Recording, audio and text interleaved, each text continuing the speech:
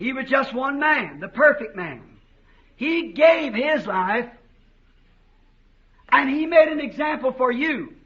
Now what must we do? Now the first thing I want to say is Jesus never lived for himself. Amen. His life was spent for others. That's perfectly eternal life.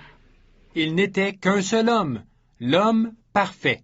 Il a donné sa vie à lui, il vous a donné un exemple. Maintenant, qu'est-ce que nous devons faire? Bon, la première chose que je veux dire, c'est que Jésus n'a jamais vécu pour lui-même. Sa vie a été consacrée aux autres. C'est parfaitement ça, la vie éternelle. When you say you go to church and you do good things, that's fine. But when you live your life to yourself, you haven't eternal life. Eternal life is living for others. Quand vous dites que vous allez à l'église et que vous faites des bonnes actions, c'est bien.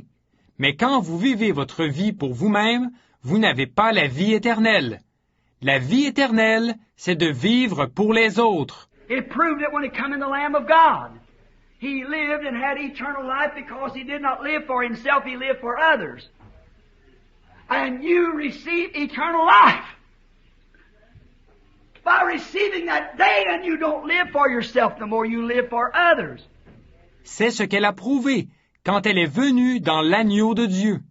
Il vivait et il avait la vie éternelle parce qu'il ne vivait pas pour lui-même, il vivait pour les autres. Et vous recevez la vie éternelle en recevant ce jour-là. Alors, vous ne vivez plus pour vous-même, vous vivez pour les autres. Someone said, how can you stand and let anybody call you such bad names? You don't live for yourself. You live for others that you might redeem that man. Quelqu'un disait, comment pouvez-vous laisser des gens vous traiter de tous les noms comme ça? Vous ne vivez pas pour vous-même, vous vivez pour les autres, pour pouvoir racheter cet homme-là. You become sons. And the trouble of it is the church has forgot they were sons.